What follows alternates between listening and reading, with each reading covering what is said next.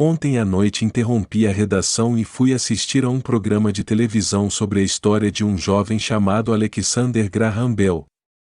Bell acabara de patentear o telefone e estava tendo dificuldades crescentes em função da grande demanda por seu novo invento. Precisando ampliar suas atividades, ele procurou o gigante da época, a Western Union, para perguntar se havia interesse na compra de sua patente e de sua pequena empresa. Ele desejava $100.000 por todo o pacote. O presidente da Western Union zombou dele e recusou a oferta afirmando que o preço era ridículo. O resto é história. Surgiu uma indústria multibilionária e nascia a AT&T. Quando terminou a história de Alexander Graham Bell, veio o noticiário noturno. Entre as notícias estava o downsizing de outra empresa local. Os trabalhadores estavam furiosos e reclamavam que os donos da empresa estavam sendo injustos. Um gerente demitido, de cerca de 45 anos, estava na fábrica com sua mulher e 2 crianças, pedindo aos guardas que o deixassem entrar para falar com os proprietários a fim de solicitar que reconsiderassem sua demissão. Ele acabara de comprar uma casa e estava com medo de perdê-la. A câmera focalizava suas queixas para que todo mundo pudesse ver. Não preciso dizer que isso prendeu minha atenção. Ensino profissionalmente desde 1984. Tem sido uma experiência muito gratificante. E também uma atividade perturbadora, pois tenho ensinado para milhares de pessoas e vejo algo em comum em todos nós, incluindo eu próprio. Todos temos um potencial tremendo e fomos abençoados com dons. Contudo, a única coisa que nos detém é alguma insegurança. Não é tanto a falta de informação, mas sim a falta de autoconfiança. Alguns são mais afetados do que outros.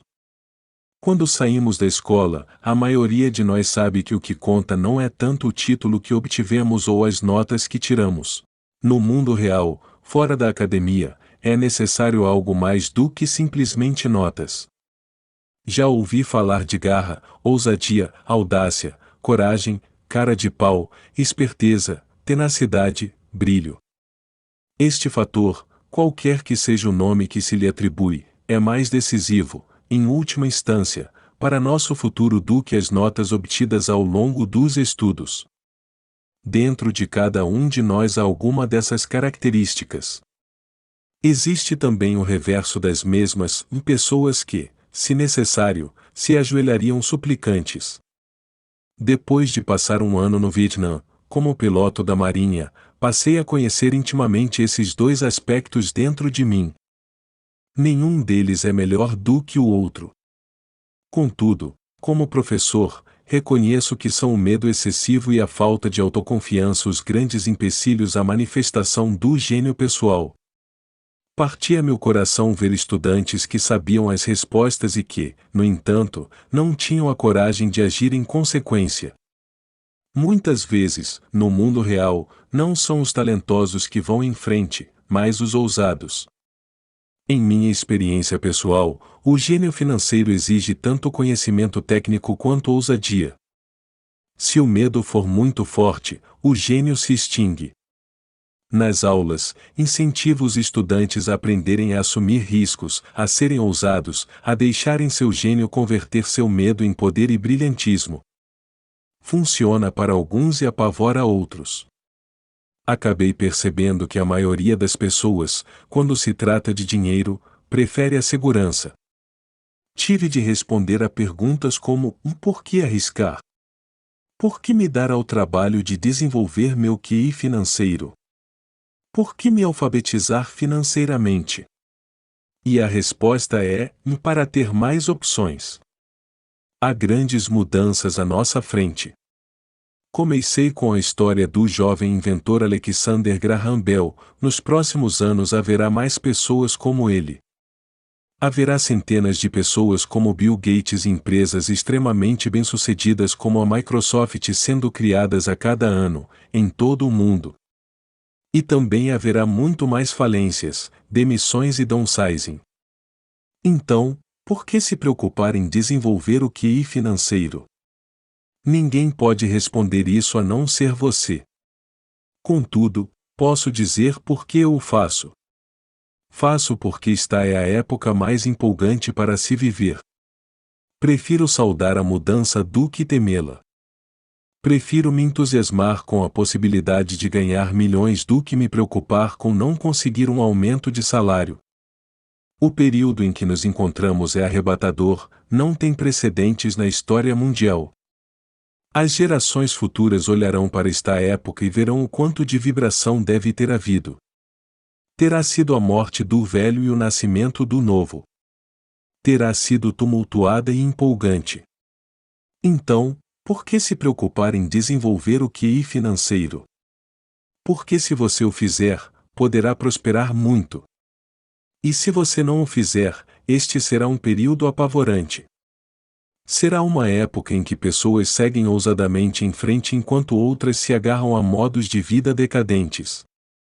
Há 300 anos, a terra era riqueza, de modo que quem a possuísse, possuía riqueza. Então, apareceram as fábricas e a produção e os Estados Unidos ascenderam ao domínio. Os industriais eram os donos da riqueza. Hoje é a informação. E a pessoa que tiver a informação na hora certa, terá a riqueza. O problema é que a informação voa em volta do mundo à velocidade da luz. A nova riqueza não fica restrita por limites e fronteiras, como ocorria com as fábricas. As mudanças serão mais aceleradas e dramáticas. Haverá um aumento impressionante de novos multimilionários. E haverá também os que ficam para trás. Se chegou até aqui e gostou do vídeo, inscreva-se, comenta, curta o canal. Isto me ajuda a trazer mais conteúdos para você. Atualmente, vejo tantas pessoas com dificuldades, trabalhando mais arduamente, simplesmente porque se agarram às velhas ideias. Querem que tudo seja como era antes, resistem à mudança. Conheço pessoas que estão perdendo seus empregos e suas casas e que culpam a tecnologia, ou a economia, ou o chefe. Infelizmente, elas não percebem que elas próprias podem ser o problema. Velhas ideias são seu maior passivo. É um passivo simplesmente porque não conseguem perceber que aquela ideia ou maneira de fazer alguma coisa, que era um ativo ontem, não mais existe. Uma tarde estava ensinando a investir utilizando um jogo de tabuleiro, que inventei como uma ferramenta de ensino. Um amigo tinha trazido consigo uma conhecida para assistir à aula. Essa conhecida tinha se divorciado recentemente, sendo grandemente prejudicada pelo acordo feito, e agora estava à procura de respostas. Seu amigo pensou que a aula pudesse ajudar. O jogo foi criado de modo a ajudar as pessoas a entender como funciona o dinheiro. Ao jogar, aprendem a interação entre demonstração de renda e balanço. Elas aprendem como o dinheiro flui entre os dois e como a trajetória para a riqueza depende de aumentar o montante gerado mensalmente pela coluna de ativos até o ponto que este supere nossas despesas mensais. Uma vez atingido esse ponto, você pode abandonar a corrida dos ratos e entrar na pista da alta velocidade. Como disse, algumas pessoas odeiam o jogo, outras adoram e algumas não entendem. Essa mulher perdeu uma valiosa oportunidade de aprender. Logo no começo do jogo ela tirou um cartão em que aparecia uma lancha. No início ficou feliz. Ganhei uma lancha. Então, quando o amigo tentou lhe explicar como funcionavam as contas de sua demonstração de renda e de seu balanço, ela ficou frustrada porque nunca gostara de matemática. O resto dos jogadores de sua mesa ficou esperando enquanto o amigo lhe explicava a relação entre demonstração de renda, balanço e fluxo de caixa mensal. De repente, ela percebeu como os números se encaixavam e que a lancha estava comendo viva. No correr do jogo, também foi atingida pelo downsizing e teve um filho. Para ela foi um jogo terrível. Depois da aula, seu amigo se aproximou de mim e disse que ela estava perturbada. Viera para a aula pensando em aprender a investir e não gostara do tempo gasto com um jogo bobo. Seu amigo tentou levá-la a pensar se o jogo não teria se refletido nela de alguma forma. Com essa sugestão, a mulher pediu o dinheiro de volta. Disse que a mera ideia de que o jogo pudesse ter algo a ver com ela era ridícula. Seu dinheiro foi rapidamente devolvido e ela foi embora. Desde 1984, ganho milhões simplesmente fazendo o que o sistema de ensino não faz. Na escola, a maioria dos professores faz exposições. Eu detestava exposições quando estudante, ou logo me aborrecia e minha mente começava a divagar.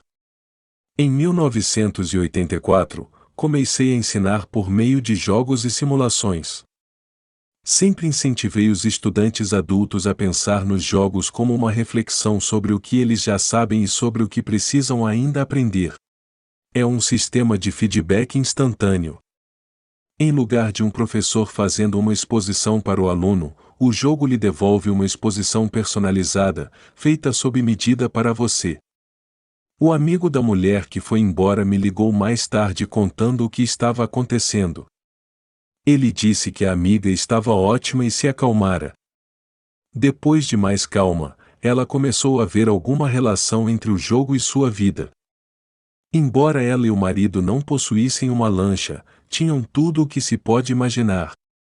Ela estava furiosa depois do divórcio, tanto porque ele a deixará por uma mulher mais nova, quanto pelo fato de em 20 anos de casamento eles terem acumulado poucos ativos.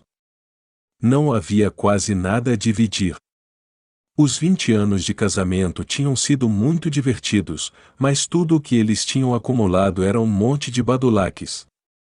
Ela percebeu, ao fazer as contas, a demonstração de renda e o balanço, que sua raiva decorria do fato de não entendê-las. Ela tinha acreditado que as finanças eram assunto de homem. Ela cuidava da casa e da vida social e ele tratava das finanças. Estava agora certa de que nos últimos 5 anos de casamento ele ocultara dinheiro dela.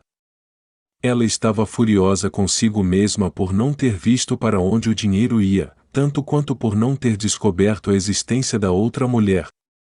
Da mesma maneira que o jogo de tabuleiro, o mundo está sempre nos dando um feedback instantâneo.